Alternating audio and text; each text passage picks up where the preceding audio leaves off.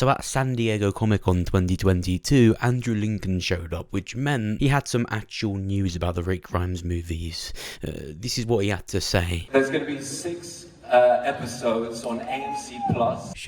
And so, just to clarify, is this Scott Gimple in place of the movie that you had talked about before?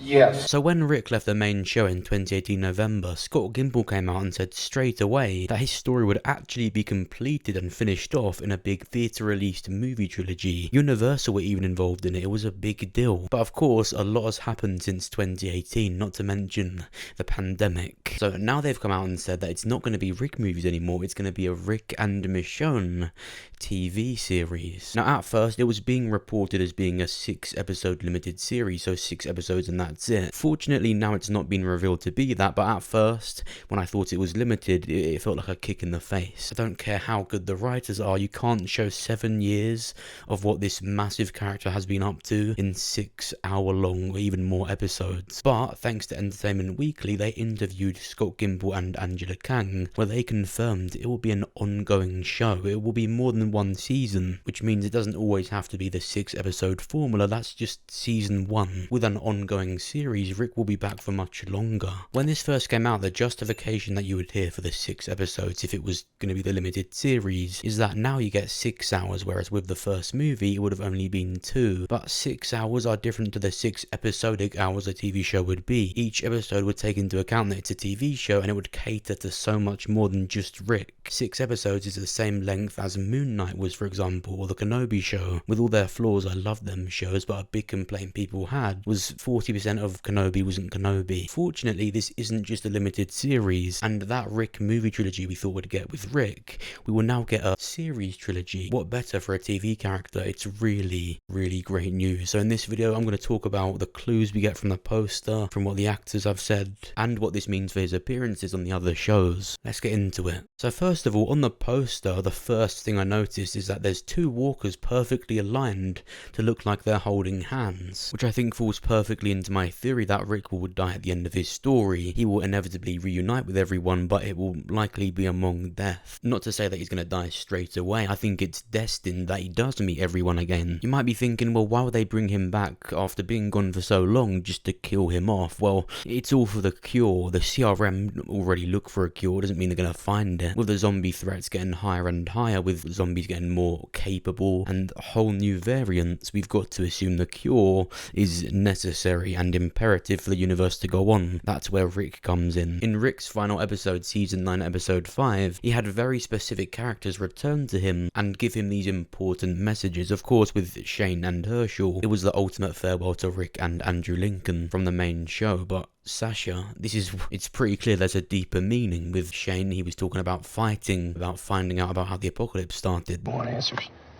You want to know what this is all about? It's the only way that this gets done, and this has to get done. You understand me? It has to. Then there was Herschel. He spoke of hope and a new civilization in the future. And then there was Sasha, who was a character who sacrificed herself. She told him how they're both bigger than death, ultimately foreshadowing his sacrifice. I do think Rick is destined to sacrifice himself for the cure. Not to suggest that he's immune and that's why it's him that's doing it, though. I mean, they could. I'll link you to a video at the end of this one where I spoke about that possibility and I show how they could do that. But I think when it comes to him sacrificing himself for the cure, it just means taking something from A to B and him knowing he's going to die while doing it. I mean, that's what Andrew Lincoln joked about. When Scott Gimple first spoke about the Rick movies, he said it would be a lot like Logan. You know, a different Rick to what we've seen. He's older, damaged, in great turmoil, and unable to get back to his family. While I would be apprehensive that Michonne didn't get her own spin-off, it's now going to be with Rick and it's only 6 episodes, I think it is really interesting what this big army was at the end of Michonne's final episode, and I think that's been set up for really well. At the top of this poster, we see loads of helicopters. Of course, this is the CRM. Now, in season 1, episode 1 of World Beyond, we see a really similar shot to this.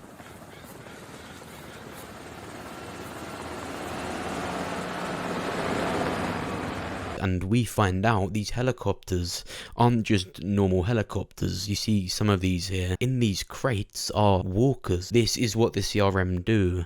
They fake alliances and they then attack and cave in on these big organizations and cities, which is scarily what we might be seeing happening in 11C of the main show. What a coincidence, there's a big herd heading straight for the Commonwealth, as they did for Omaha. I wouldn't be surprised if the Commonwealth arc was dealt with halfway into 11C. I think there's a bit more to it. I think inevitably the CRM know about the new walkers or the more capable walkers. I think they'd have to warrant looking for a cure. That doesn't mean characters like Elizabeth or even Jadis know about that. They're just doing what they're told. I mean, the higher up people in the CRM, they must know about other things. For example, in France, that would require a cure, because they know it's only a matter of time. It's an incoming danger. With us already seeing that the CRM use zombies as weapons, it's not too far off to say they're even involved in the improvement of the ability of the walkers. It's maybe even likely they're not only aware of the Primrose and Violet team, but they're also a part of it. The CRM was the big safe zone before the apocalypse. They likely even knew that it was going to happen. But the bottom line is, if the CRM are using crates of walkers to take down cities and communities, they're already using them as weapons and experiment subjects.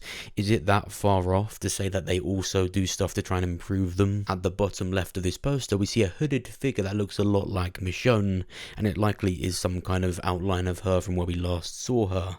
This is what she wears, the hood, the two zombies attached to her. I mean, this is essentially a blueprint of what those first few episodes with Michonne will be like. Her seeing the CRM and the helicopters, being among this group. We're going to see her finding out about it and exploring it. And then, of course, in the middle of the poster is Michonne's katana and the map that Abraham wrote on that said the new world's going to need Rick Grimes, and then he gave the map to Rick. It's a really cool poster. But what does this mean for the other shows or the main show? Will he still appear in it? Does that matter now that he's got his own series? Well, here's how I see it. They've basically just opened up a portal of possibility, because it's not some distant movie idea, is it? It just seems a lot more likely now. It won't be even a big secret that Andrew Lincoln goes all the way to Georgia again after years of not doing it to play Rick. In the February of this year, he was seen in Atlanta for about 3 days before he was then seen in the UK again. Yeah, he was obviously just visiting the set, but I think it's likely he did film something. Again, there's only 8 episodes left. It's not going to be about him returning fully and running around with them like Scooby-Doo or something, but some kind of cameo is really likely.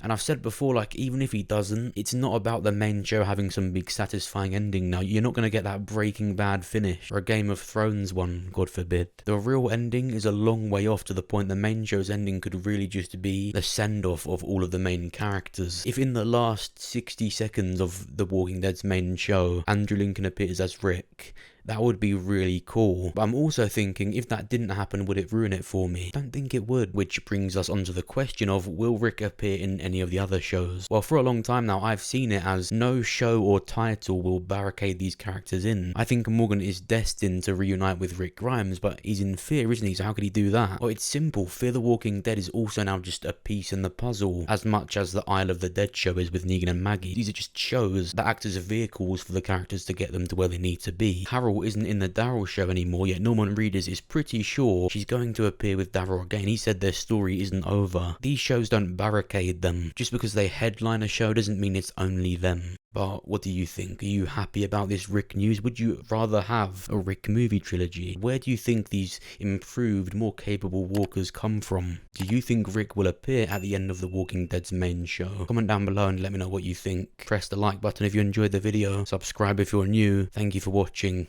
I'll see you soon. Same underwear.